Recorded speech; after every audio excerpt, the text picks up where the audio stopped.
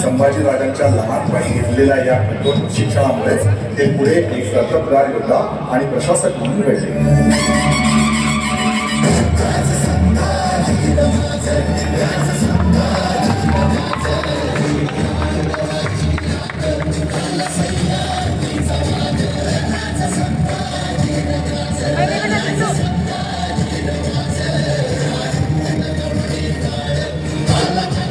तुम्ही उद्याचे छत्रपती आहात. तुमचे मंडळ ही शिवपोलादाची आहे. खंबीर कणखर सावत्राई साहेब महाराणी सोयराबाई यांना हे मंजूर नव्हते. त्यांचे सुपुत्र राजाराम महाराजांना युवराजांच्या गादीवर बसवण्याचा प्रयत्न करत होते. हा संघर्ष आता केवळ एका कुटुंबाचा संघर्ष नव्हता, तर तो स्वराज्याच्या भावी नेतृत्वाचा प्रश्न बनला होता. राजाराम, बाजूला ठेवा ती तलवार आणि जाऊन खाऊन घ्या. अभिषेक समय आमच्या शेजारी युवराज म्हणून कोण बसेल?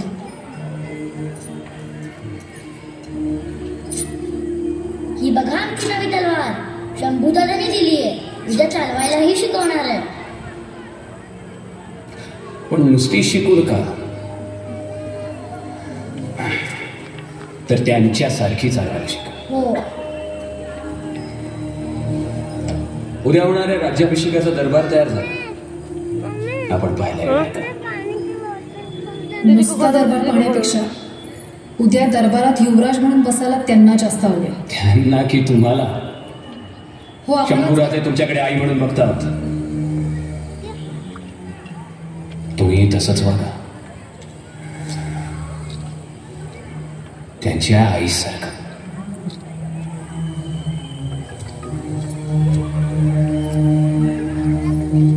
आई साहेब, आम्ही पण जाऊ का दरबार पाहायला? दरबार पाहणं तुमच्या नशिबी येऊ नये म्हणून तर जीव तुटतोय आमचा. आणि हिंदवी स्वराज्याचा तो सुवर्णाचा, अमृताचा, कौस्तुभाचा परमोच्च सौभाग्य क्षण होतो. मुहूर्ताची ती घटिका आली. जागाभट्ट आणि इतर वैदिकांच्या प्रचंड वेदघोषात शालिवाहन शके 1596 ज्येष्ठ शुद्ध त्रयोदशीला महाराज सिंहासनाधीन झाले.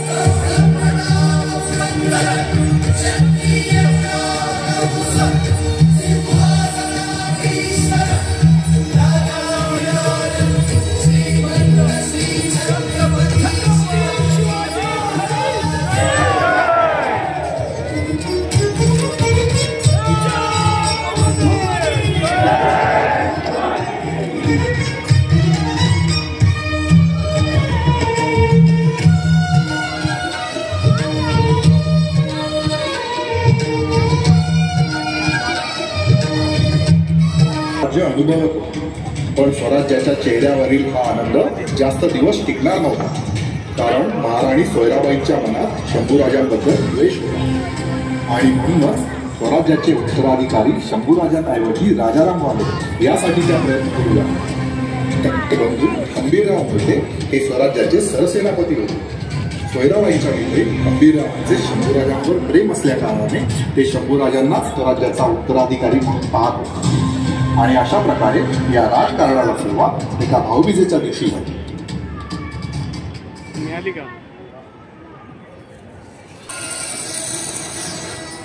आम्ही भोसले आहोत. ओवाळणी मागितली तर द्यावी लागेल. अगं महाराणी, तुला आम्ही काय देणार? ठरवलं तर खूप काही देऊ शकतोस. खूप काही. काय झालं लक्ष्मी बहिणी? काही अडचण आहे का? हा, अगं माझा भाऊ आहे तो. मी काहीही मागू शकते. आणि हो, माग. काय पाहिजे ते माग. फक्त जीव नको मागू माझा. तो मी माझ्या राजाच्या पायावर कवाच वाळून टाकलाय. तो राजा तुझ्या आधी माझा आहे. शिवाजी महाराजांसारखा राजा कधीच कोणा एकाचा नसतो. तो एकाच वेळी समद्या रीतीचा असतो. असं पाहिजे ते माग. नक्की? मोहित्यांनी दिलेला शब्द आहे, तोही भोसल्यांना. माग. तू दिलेला शब्द मी जपून ठेवेन. फक्त जेव्हा मागीन तेव्हा द्यायला विसरू नकोस. घे, तोंड गोड कर. दादा घे.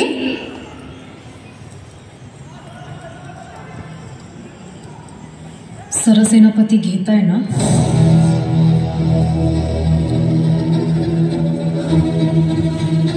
किती छान वाटतं मला इथे. आणि तुझ्याकडे हट्ट नाही करणार तर कोणाकडे करणार? हो की नाही वहिनी? ही भाऊबीज कोणा भावा बहिणीची नाही, त्याच्या सरसेनापतींची होती. तशी ही यंदाची दिवाळी स्वराज्यासाठी कमी गोडाचीच ठरली. कारण हिंदवी स्वराज्याची गुढी उभारणारा युगपुरुष अंथरुणाला खेळला होता. अवघी रयत जाणून होती की महाराजांचा हा आजार बरा होणारा नाही. आणि अखेर तो काळा दिवस उजाडला. 3 एप्रिल 1680 हनुमान जयंतीची टळटळीत होता.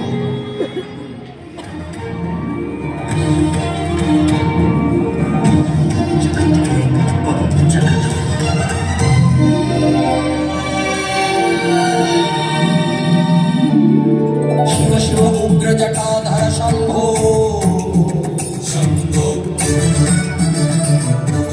शिव शिव श्री गंगाधर शंभो शंभो. शिव शिव कलिमलदाहक शंभो.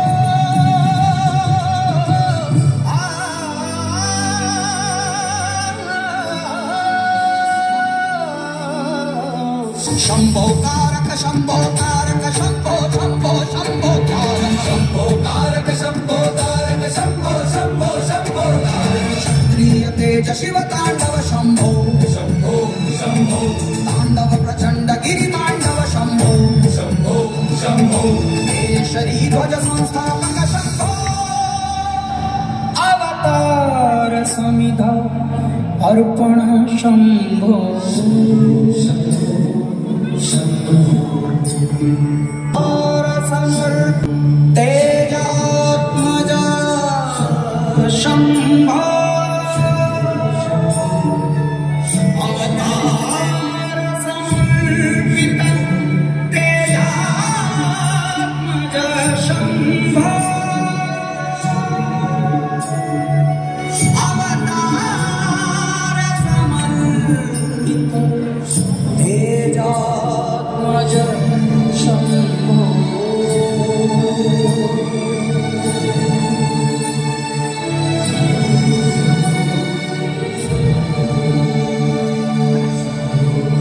स्तब्ध झाला. स्वराज्याचा दिवा अंधारात हरवला. धरणी थरथरली. नभ गहिवरली. मराठी मातेने ध्रुपकेसरी गमावली. आसवांनी गडाचा कळस भिजला. तळपत्या तलवारीचा साज मावला. स्वप्नांच्या ज्योतीस छाया पडली. शिवरायांच्या जाण्याने माती जणू शून्य झाली. छत्रपतींच्या मृत्यूनंतर स्वराज्याचे पुढील उत्तराधिकारी कोण या राजकारणाने वेग धरला. या राजकारणाचा केंद्रबिंदू असलेल्या सोयराबाईंना त्यांच्या स्वतःच्या सत्तेचा पाया मजबूत करायचा होता. म्हणून महाराणी सोयराबाईंनी आपले विश्वासू पंत अण्णाजी दत्तो यांना बोलले. काय आज्ञा आहे महाराणी साहेब? स्वराज्य राखा हे त्यांचं शेवटचं वाक्य अजूनही आमच्या कानात घुमतंय. 13 दिवस झाले आज.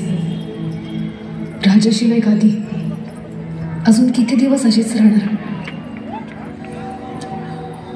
खरं तर हेच बोलायला आम्ही तुमच्याकडे येणार होतो, पण गादीवर बसणार कोण?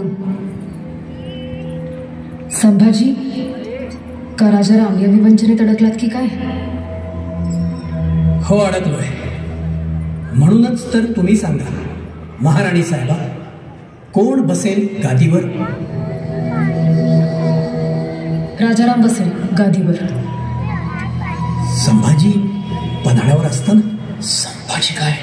शंभूराजे म्हणा मी थांबा. मग त्यांना कैद करा. ठीक आहे, ठीक आहे. अहो ठीक आहे काय अनुजी म्हणतात? महाराणी साहेबा, या सगळ्याची काहीही गरज नाहीये. कदाचित शंभूराजे हसत हसत तयार होतील युवराज राजारामांच्या राज्याभिषेकाला. वकीलपत्र घेतलं की काय त्यांचं? सोनोपंत नाही, ठीक नाही, पोराचा हक्क मागते मी. आणि हो, राजारामाची आई म्हणून विनंती नाही, तर स्वराज्याची महाराणी म्हणून तुम्हाला आदेश करतोय, त्यांना कैद करा. प्रधान किंवा सुरनीस यांचा तो अधिकार नाही. हा, पण सरसेनापतींचा आहे, त्यांचाच असतो. मग त्यांना जाऊन तसं सांगा. राजमुद्रा उमटवल्याचा लेखी आदेश मिळू शकेल? लेखी आदेशाबरोबर एका भावाने बहिणीला दिलेला शब्द सुद्धा मिळेल. सरसेनापतींनी दिलेला आदेश किंवा भावानी दिलेला शब्द नाही पाळला तर? नाही, कसं आहे, सरसेनापतींचं शंभू प्रेम जगजाहीर आहे म्हणून. अहो अनाजी पंत, तुम्ही काय बोलताय? हा विषय आपण वेगळ्या पद्धतीने हाताळू शकतो. कारण बाळाजी औजींकडून राजपत्र लिहून घ्या आणि तुम्ही स्वतः जाऊन सरसेनापतींना ते देऊन या. त्वरित जातो. आणि तरीही त्यांनी नाही ऐकलं तर? त्यांनाही कैद करा.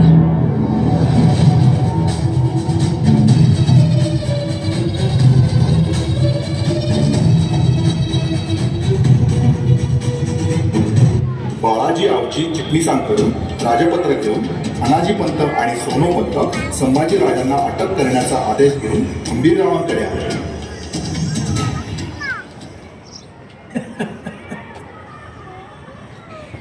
हंबीरराव, महाराणी सोयराबाई साहेबा यांचा निरोप घेऊन आलोय आम्ही तुमच्यासाठी. निरोप कसला? फरमान म्हणा. कसलं? युवराज राजारामांचा राज्याभिषेक करायचा आहे. कसं आहे, महाराज गेलेले असल्या कारणानं काय म्हणाला अनाजी पंत?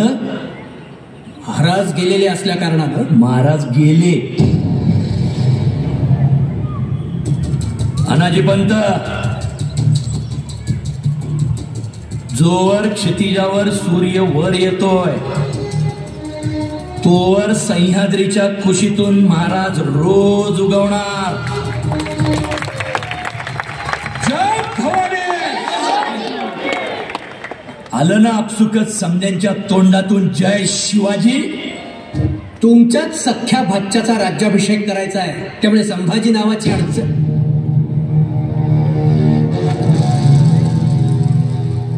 महाराज म्हणा. तुम्ही ज्यांना महाराज म्हणताय त्यांना पकडण्याचं राजफरमान मी घेऊन आलो. बरोबर ना मोरोपंत? बरोबर आहे. आणि तुम्ही जर तसं केलं नाही तर तुम्हाला पकडण्याचं दुसरं राजफरमान माझ्याकडे आहे. आता आपले महाराज राजाराम महाराज, परवापासून तुम्हालाही त्यांनाच मुजरा करायचा. उद्या राजाराम महाराज झाले तर सरसेनापती या नात्यानं मानाचा पहिला मुद्रा मी घाले. तू आत्ता शंभूराजांना महाराज म्हण. नाही म्हणणार. अनाजी पंत.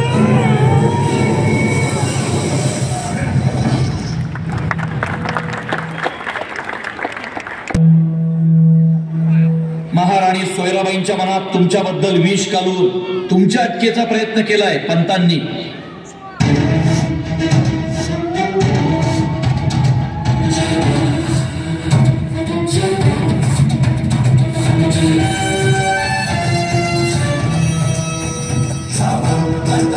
रत्नांचा छावा करारी पाण्याचा छावा कस्टमर रत्नांचा छावा करारी पाण्याचा छावा आमच्या शिवबाचा छावा. पंतांची तलवार आणि बुद्धी नेहमीच स्वराज्य निर्मितीसाठी झिजली. वैयक्तिक राग लोभांपायी स्वराज्य दावणीला का बांधायचा? यांच्यात काहीतरी होतं म्हणून तर आबासाहेबांनी यांना इतक्या महत्वाच्या पदावर बसवलं. नव्या मंत्रिमंडळात देखील यांना तोच मान मिळेल जो आबासाहेबांनी यांना दिला. चालेल पंत महाराज. पंत फक्त ही शेवटची चूक असू द्या, कारण संभाजी गुन्हा एकदाच माफ करतो, नंतर गुन्हेगार साफ करतो.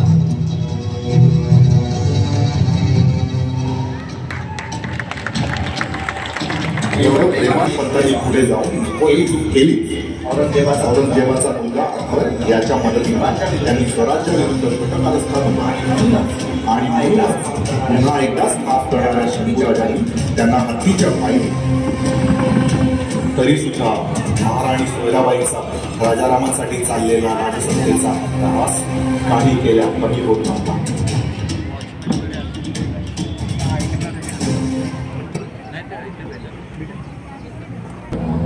तुझा एक होकार आणि आपला राजाराम राजा झाला असता. अक्कासाहेब, उद्या जो होणार आहे तोही आपलाच आहे. आपला?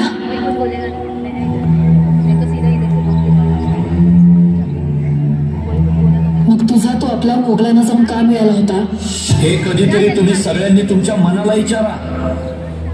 वाघाच्या जबड्यात हात घालून त्याचे दात मोजणाऱ्या सिंहाच्या या स्वाभिमानी छाव्याला तुमच्या दरबारातल्या राजकारणाने सळोकी पळो करून सोडलं होतं. स्वाभिमानी? माझ्या राजारामाचा राज्याभिषेक होऊ नये म्हणून तुला हाताशी धरून राजकारण खेळलेला तो बस बस अक्कासाहेब, आता शंभूराजांबद्दल मी एक शब्दही ऐकून नाही घेणार. आज खाली. मला तर कधी कधी वाटतं राजाराम हे फक्त निमित्त आहे, खरं तर तुम्हाला राजमाता म्हणून मिरवायचं आहे. बस, तुम्ही तुमच्या बहिणीशी नाही तर या हिंदवी स्वराज्याच्या अनभिषिक्त महाराणींशी बोलताय याच भान असू द्या. माफ करा शंभूराजे. मामा, आम्हाला आमच्या आईचा चेहरा नाही आठवत. आठवतो तो फक्त यांच्या हातांचा स्पर्श, त्याच हातातलं मातृत्व.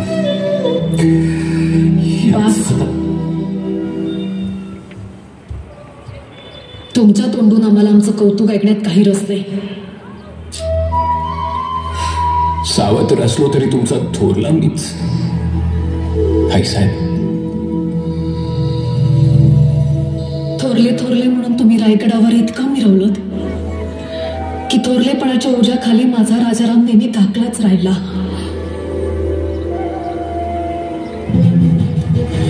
आता मग ऐकाच आईसाहेब, नीट ऐका. थोरलेपणाचे जे जे आहेत ते सारे अधिकार आम्ही आत्ता राजारामाला दिले. पुढे सांगा शंभूराजे, दिला ना शब्द? सोडताय ना थोरलेपण? शंभूराजे, भावनेच्या भरात कुठलाही शब्द देऊ नका. राजाराम लहान आहे. स्वराज्याला आत्ता तुमच्या तलवारीची गरज आहे. भावनेपेक्षा स्वराज्य जास्त महत्वाचं. केव्हाही आणि एकदा स्वराज्य पायावरून घट्ट उभं राहिलं की आपण सगळे मिळून राजारामाचा राज्याभिषेक करू. महाराणी मान सन्मानासोबत रायगडावरच राहतील, राजमाता म्हणूनच. फक्त राज्यकारभारात लक्ष घालण्याचा कुठलाच अधिकार राहणार नाही त्यांच्याकडे, कधीच. आमिर मामा, आमच्या राज्याभिषेकाची तारीख निश्चित करा. आता आई साहेबांचा आशीर्वाद घेऊनच आम्ही सिंहासनावर बसू. जय भवानी.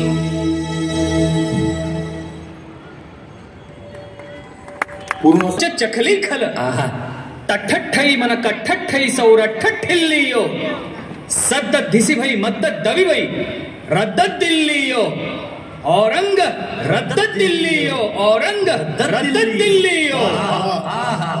वा कविराज वा वा शंभूराजे, वाईट बातमी आली. बहादूर खानानं पेडगाव जवळ वारकऱ्यांच्या एका दिंडीवर हल्ला केला. 100-200 वारकरी ठार झाले. सबुरी महाराज सबुरी. मला असं वाटतंय गणी कूटनीतीचं अवलंबन करतोय. नाही तर काय, 2 दिवसावर आलाय आपला राज्याभिषेक आणि आज वारकऱ्यांवर हल्ला. सरळ सरळ तुमचं मन विचलित करण्याचा डाव आहे हा त्या भादुरड्याचा. तर मग झालंय आमचं मन विचलित मामा, झालंय आमचं मन विचलित. धर्म संकटात असताना मी राजा कसा? तुका म्हणे धर्म रक्षावयासाठी देवासही अटी जन्म केले. मऊ मेणाहुनी आम्ही विष्णुदास, कठीण वज्रास भेदू वैसे. मेले चिते असो निजोनिया जागे, जो जो जे जे मागे ते ते देऊ. माय बापाहुनी बहु मायवंत, करू घात पात शत्रुहुनी. अमृत दे काय गोड आम्हा पुढे, विष दे पापुढे काय कळ. तुका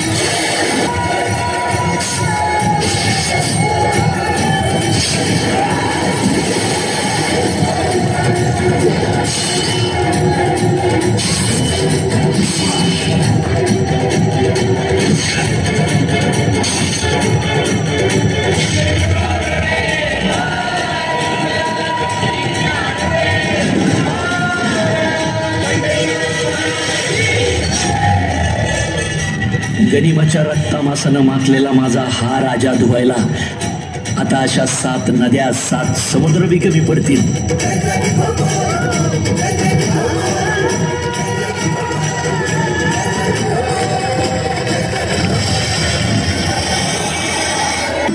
संभाजीराजांनी आपल्या युद्ध कौशल्याचा आणि ज्ञानाचा ठसा सर्वदूर उमटवला होता. आता आपल्या वडिलांच्या पावलांवर चालत स्वराज्याची धुरा सांभाळण्यासाठी शंभूराजे सज्ज झाले होते. सभोवती मंत्रोच्चाराचे पवित्र नाद घुमत होते. स्वराज्यातील मावळे, सरदार आणि समस्त रयतेच्या मनाला उत्साहाचे भरते आले. प्रत्येक जण स्वराज्याच्या नव्या छत्रपतींच्या स्वागतासाठी आतुर होता.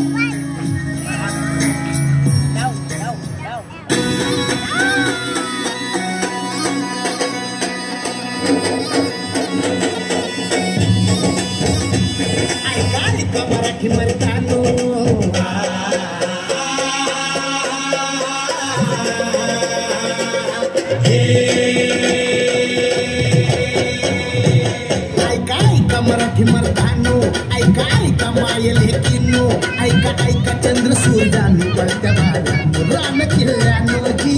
हे ऐका ऐका सात समुद्रानो जी.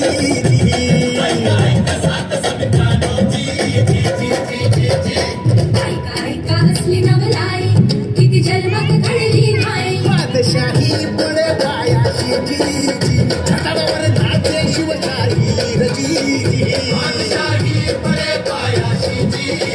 छतावर नाचे शिवशाही बादशाही पुढे पायाशी शिव सुंदर केशरी.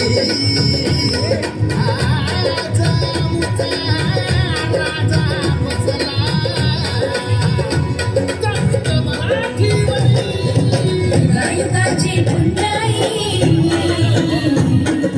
युगायुगाची पुंडाई, ये उतरून भूमीवरी. राजा बसला मराठीवरी, राजा बसला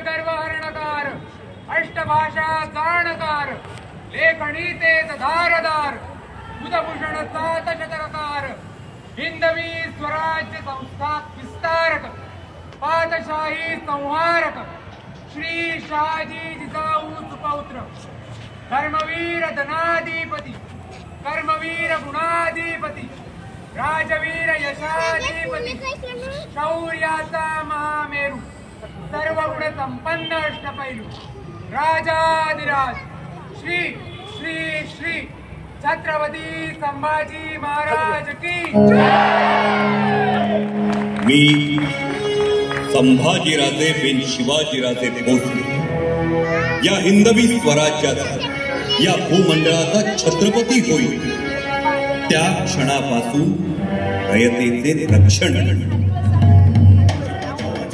पृथ्वी तलावरील कोणतीही शक्ती स्वराज्य हिताच्या आड येऊ शकणार नाही.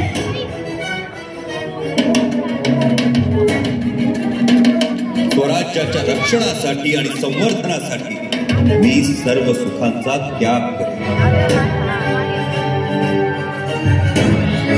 रंजल्या गाजल्यांच्या विकासासाठी आणि एकात्मतेच्या तत्वासाठी मी माझे प्राण तृणवत समजेन.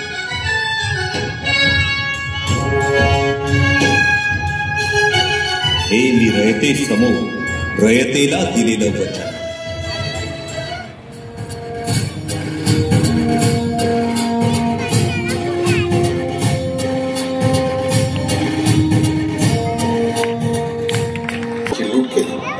ही बातमी जेव्हा औरंगजेबाच्या दरबारात पोहोचली तेव्हा त्याचा राग अनावर झाला व त्याने सरतेशेवटी एक शपथ घेतली. मोहम्मद मुयुद्दीन मुजफ्फर अबुल गाजी बादशाह सलाम. हम्बीरराव और संभाजी ने रातों रात आपका प्यारा बरहानपुर शमशान बना दिया. वो दोनों आज जिस तरह से लड़े हैं मुझे नहीं लगता पूरा हिंदुस्तान जीतने का आपका सपना कभी.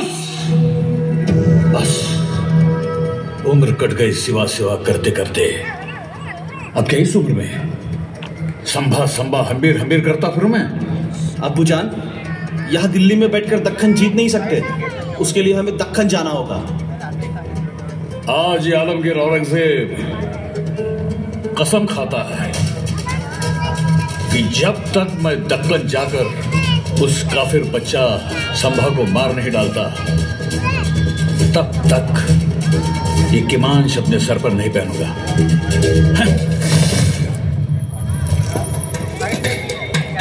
औरंगजेबाचा संताप आता कृतीत उतरत होता. आपल्या शपथेला मूर्त स्वरूप देण्यासाठी त्याने 5 लाखांची प्रचंड फौज तयार केली. इतकी प्रचंड की तिचा प्रवास म्हणजे जणू पृथ्वीवर चालत असलेले चक्रीवादळ, हत्ती, घोडे, तोफा आणि शस्त्रसज्ज सैनिकांच्या सागरासह औरंगजेब स्वराज्यात शिरला. त्याचा एकच निर्धार होता, स्वराज्याला कायमचे नष्ट करणे. आता सुरू झाला स्वराज्याच्या अस्मितेचा सर्वात मोठा संघर्ष. मुघल सैन्यदल, दक्षिणेला निजामाचा धोका आणि पश्चिमेला किनाऱ्यावरील पोर्तुगीजांची लुडबुड. या प्रकारे चारही बाजूंनी शत्रूंनी घेरलेल्या स्वराज्यावर संकटाचे ढग गडद होत होते. अशाच एके दिवशी शंभूराजांना एक धक्कादायक बातमी समजली. गोव्यातील फोंडा किल्ल्यावर पोर्तुगीजांनी अचानक हल्ला केला होता. फोंडा किल्ला हा साधारण किल्ला नव्हता. तो स्वराज्याच्या सागरी सामर्थ्याचा एक महत्वाचा आधार होता. हा किल्ला गमावणे म्हणजे स्वराज्याच्या किनाऱ्यावर शत्रूला आमंत्रण देणे.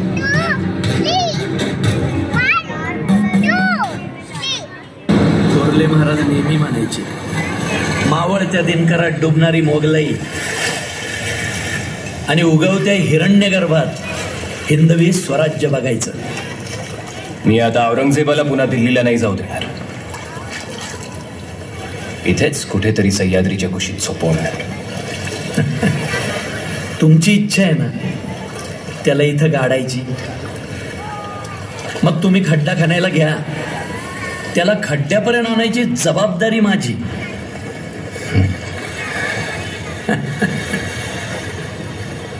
तुमच्यासारखा मामा प्रत्येकाला मिळो.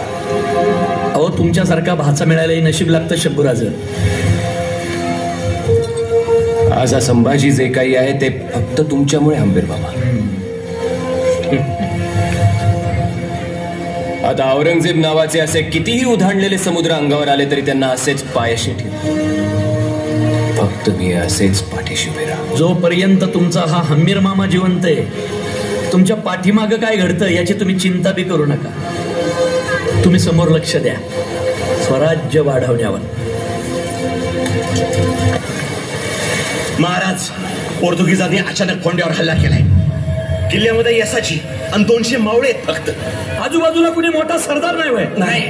त्याचं 20 वर्षाचं पोरग कृष्णाजी आणि यसाची एवढीच आहेत. महाराज, अजून एक वाईट बातमी आहे. सरजा खान गेला.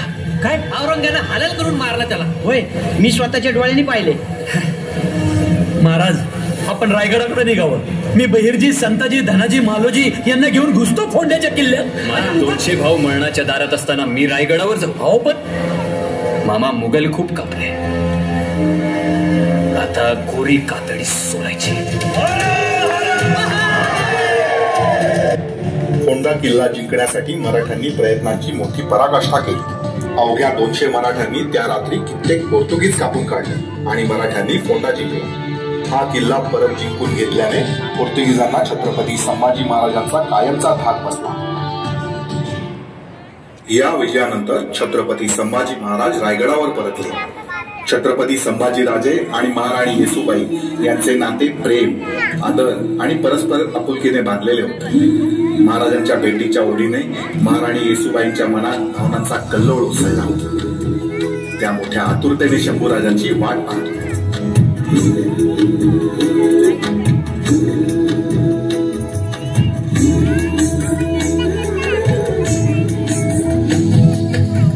शहरली मावळ माती दिस किती गोड ग.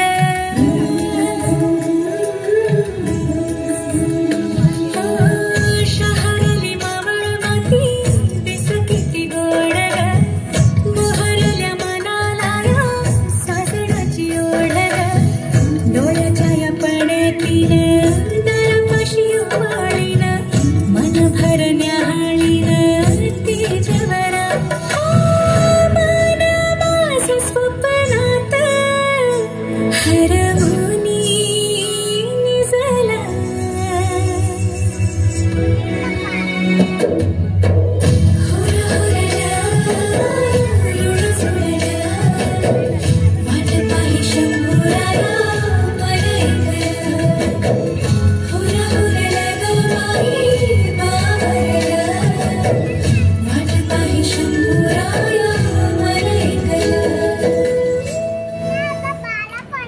छत्रपती संभाजी महाराज आणि महाराणी येसूबाई ही स्वराज्याच्या रक्षणासाठी समर्पित असलेली दोन खंबीर व्यक्तिमत्वे होती. छत्रपती संभाजी महाराजांच्या प्रत्येक संघर्षात महाराणी येसूबाई त्यांच्या मागे खंबीरपणे उभ्या राहिल्या. पण काही रक्ताचे आप्तस्वकीयच या प्रेमळ नात्याला आणि स्वराज्याला ग्रहण लावणार होते. छत्रपती शिवाजी महाराजांनी स्वराज्यात वतन देण्याची प्रथा बंद केली होती, कारण वतनदार स्वराज्याप्रती अप्रामाणिक होत आणि रयतेचे हाल करत. छत्रपती संभाजी महाराजांनी पण हीच वतन न देण्याची प्रथा पुढे चालू ठेवली, परंतु काही आप्तस्वकीय नातेवाईक वतनासाठी अडून बसत. पण छत्रपती संभाजी महाराज कोणालाही विशेष प्राधान्य देत नसत. अशातच स्वराज्याचे सरसेनापती हंबीरराव मोहिते यांचा दुःखद मृत्यू झाला. छत्रपती शिवाजी महाराज गेल्यावर उद्भवलेल्या अत्यंत प्रतिकूल परिस्थितीत हंबीरराव शंभूराजांच्या पाठीमागे खंबीरपणे उभे राहिले होते. त्यांच्या जाण्याने महाराजांवर आलेली संकटांची आव्हाने अधिक तीव्र झाली. महाराणी येसूबाई यांचा भाऊ गणोजी शिर्के हा सुद्धा असाच वतन मिळावे यासाठी अडून बसला.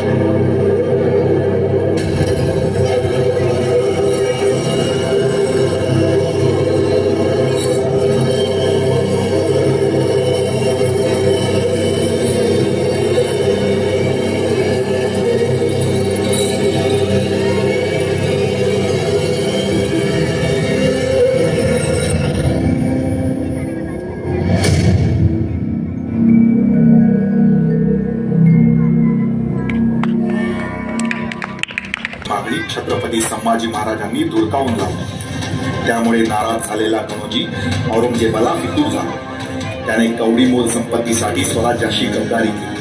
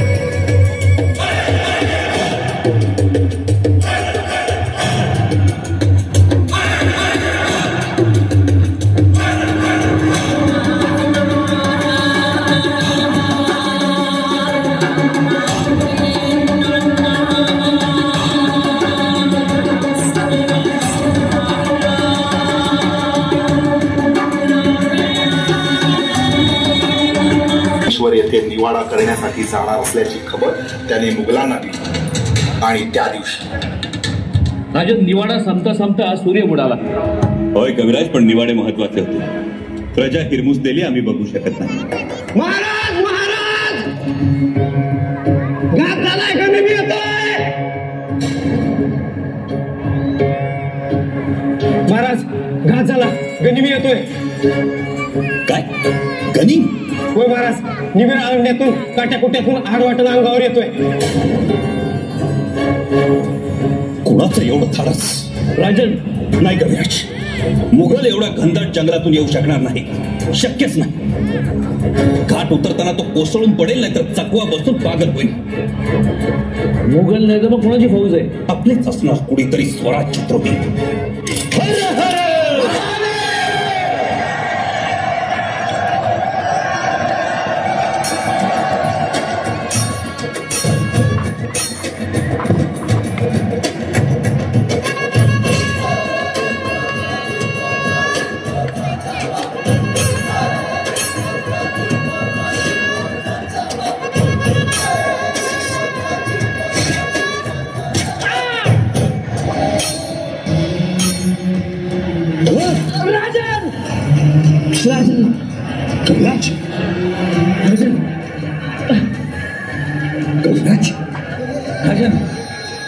तुम्ही आमची काळजी करू नका. स्वराज्याला तुमची गरज आहे. तुम्ही निघा. नाही कविराज, या अवस्थेत तुम्हाला सोडून नाही जाणार आम्ही. राजन!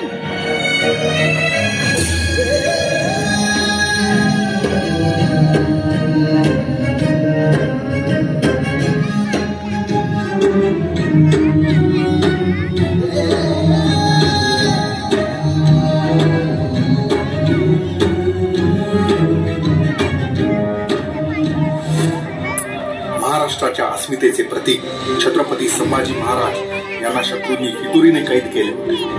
परंतु कैद होऊनही त्यांच्या डोळ्यात शूरत्वाचे तेज आणि मनात, परंतु मुघलांच्या नीच कृत्याला सीमा नव्हती. मुकरर खानाने छत्रपती संभाजी महाराज आणि कवी कलश यांना त्यांच्या शरीरावर असंख्य जखमा असताना जाड साखळदंडामध्ये कैद करून आणले. या महान राजाला आदर देण्याऐवजी त्यांची उंटावरून क्रूरपणे अपमानास्पद धिंड काढण्यात आली.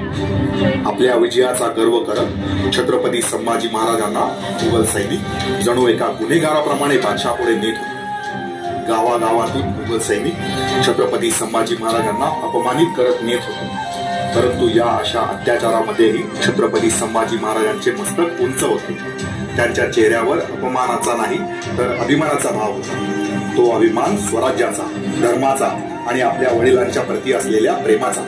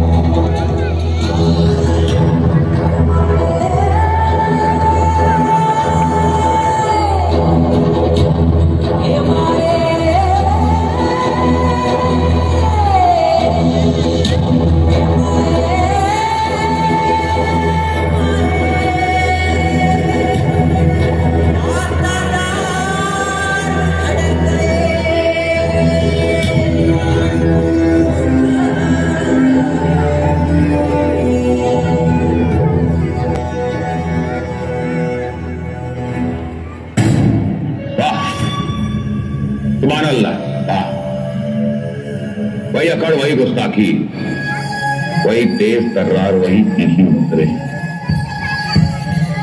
आलमगीर के सामने उन्हीं नजरों से देखता है तू। वाह या खुदा तेरा रहम, ऐसी तेज नजर तूने दी भी तो हमारे दुश्मन को क्यों? अगर हम भूले नहीं है, आज भी अच्छी तरह से याद है। बच्चा था तू, 9 साल का बच्चा, जब हमारे दरबार में आया था अपने वालिद के साथ। तू पीछे कतार में खड़ा किया था, हमारी खिदमत को तुमने नामंजूर किया। पूरा दरबार भरा हुआ था राजपूतों से, मुगलों से, सब डर गए थे, मगर तू नहीं डरा। आज भी हमें अच्छी तरह से याद है। तुम बाप और बेटे ने हमें बहुत तकलीफ दी, हम भूले नहीं। कैसे आगरा से तुम दोनों हमारी गिरफ्त के बावजूद सही सलामत भाग निकले। चंबा देखते क्या हो, झुको हमारे सामने, कुर्निश करो। अरे हट, कसला कुर्निश साथ। स्वराज्याचे छत्रपती तुझ्या दरबारात उभे आहेत, तू चांगला मुजरा कर। ठीक जवाब दे, वरना तेरे टुकड़े टुकड़े करके जंगली जानवरों के सामने फेंक दूंगा। फेकून बघ, आमचं मांस खाऊन ती जंगली जनावर सुद्धा इमानदार होती। अरे हा संभाजी मेला तरी स्वराज्याच्या प्रत्येक घराच्या आड्याखाली एक नवा संभाजी जन्मते। या खुदा, देखो मैं तुम्हें मुंह मांगी कीमत दूंगा, तुम्हें 50,000 का मनसबदार बनाऊंगा।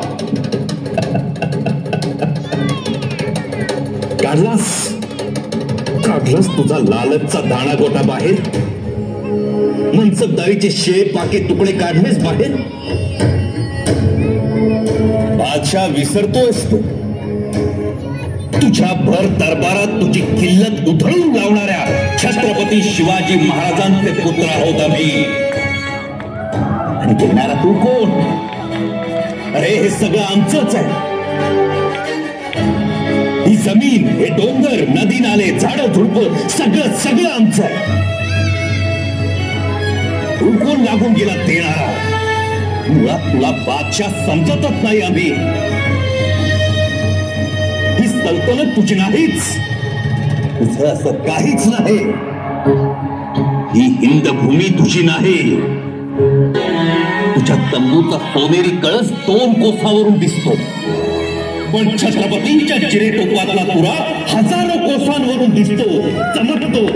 सर्वसामान्यांच्या मनात दहशत नाही, विश्वास जागवतो। नाही, छत्रपतींचे कोणी हाल करू शकत नाही, कारण छत्रपती माणूस नाहीच, छत्रपती विचार आहे, विचार। ये हिम्मत, यहाँ पर गिरफ्तार होने के बावजूद। गिरफ्तार तर तू झालायस औरंगजेब, आता या सह्याद्रीतून बाहेर पडून दाखव। हम जाएंगे जरूर, मगर तुम्हें मारने के बाद। अरे आम्हाला मारशील, सहज मारशील, पण तुला तुझी खंडेली कबर दिसत नाहीये।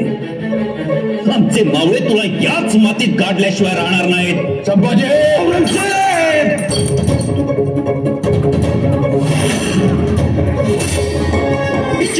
तुम्हाला माती मोल करेल, तुझा 5 लाख फौजेसह तुला माती मोल करेल, तुझा घास घ्याल।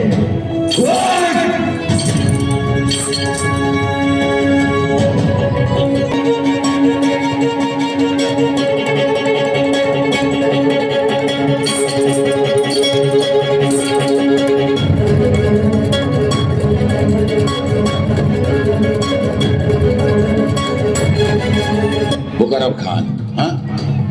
ये क्या किया आपने? हाँ? कैसे बांध रखा है आपने इनको? पर ये सभा का साथ देता है। वो सब छोड़िए, पर है तो कवि ना। कैसे आपने उनको क्या हुलिया बना रखा है? भाई संभा के वजीर हैं, हाँ? ऐसा नहीं करना चाहिए था आपको।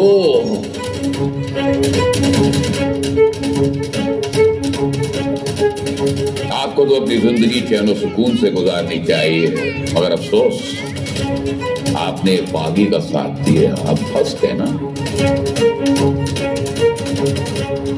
अब खामखा आपको अपनी जिंदगी ऐसे गुजारनी पड़ेगी, पूरी जिंदगी आपने ऐसे दुश्वार कर दी। नहीं नहीं नहीं, आपको ऐसे देखकर आपको सजा देने का जी नहीं करता हमारा। पंडित, बादशाह के सामने गर्दन झुका, कुर्निश कर और अपने गुनाहों की माफी मांग। मैं कुर्निशात नहीं करूंगा।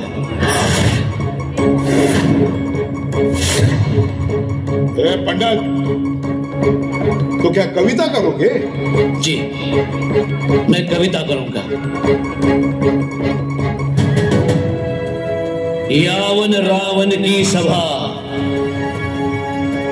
शंभू बंध्यो बजरंग लहू लसत सिंदूर सम खूब खेलियो रणरंग राजन हो तुम साचे खूब लड़ियो तुम जंग जो तुवत पतेज निहार के तखत तेजत औरंग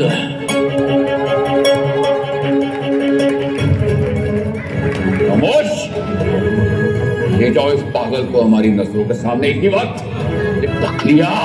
मेरे शब्दों को रंगों की कमी नहीं, मेरे पीड़ाओं को छंदों की कमी नहीं। मेरी कविता खामोश हो गई तो क्या, मेरी प्रेरणा अभी तक खोई नहीं।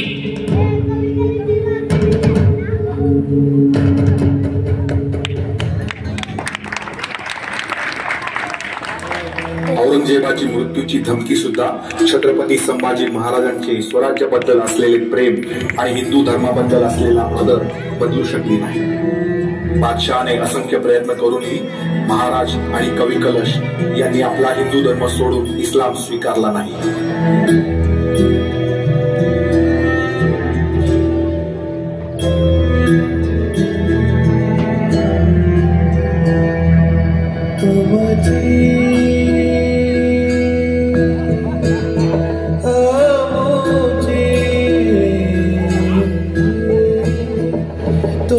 औरंगजेबाने शक्य होईल तेवढी अत्यंत क्रूर शिक्षा महाराजांना दिली. त्यांना बांधून त्यांच्या शरीराचा एक एक अवयव कलम करायची आज्ञा केली.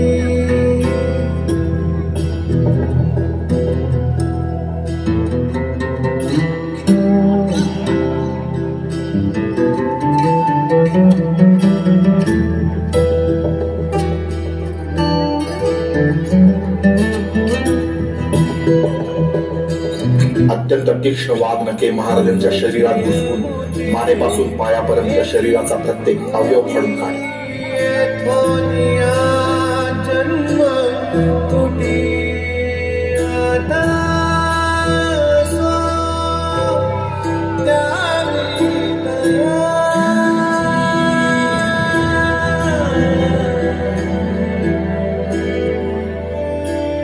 त्यांचे डोळे काढले, कान तोडले, जीभ छाटली, तरी सुद्धा महाराज एखाद्या पराक्रमी सिंहासारखे ताठ उभे होते.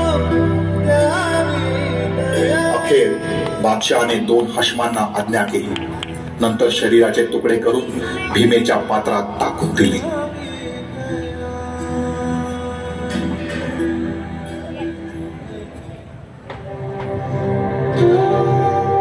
सेनापती संताजी घोरपडे रायगडावर छत्रपती संभाजी महाराजांच्या निधनाची बातमी घेऊन आले. औरंगजेबाच्या त्या क्रूर कृत्याचे वर्णन ऐकून महाराणींसोबत संपूर्ण रायगड हळहळला. पण ती वेळ शोक व्यक्त करण्याची नव्हती. रायगडावर गरीब चालून येत होता. स्वराज्याचे पुढील वारस सुरक्षित राहावे यासाठी महाराणी येसूबाईंनी स्वतःला सावरत राजाराम महाराज आणि ताराबाईंना लगेचच जिंजीस घेऊन जाण्याची आज्ञा केली आणि स्वतः रायगडावरच राहून शत्रूशी सामना करण्याचा निर्धार केला.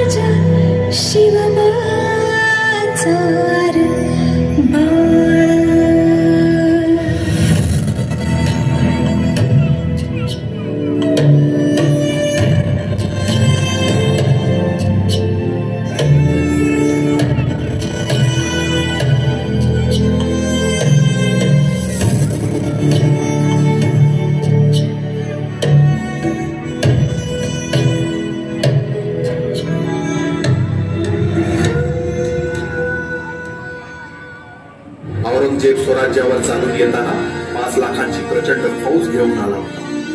पण जेव्हा तो मेला तेव्हा त्याच्या कबरीजवळ रडायला 5 माणसंही नव्हती.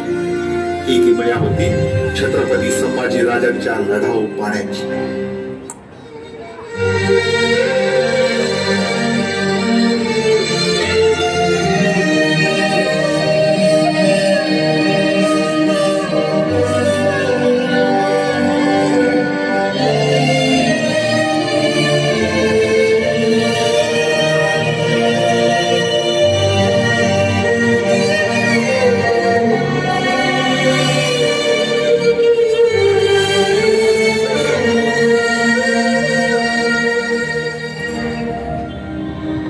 छत्रपती संभाजी राजांनी अत्यंत धैर्याने आणि शूरपणे आलेल्या मृत्यूला कवटाळले.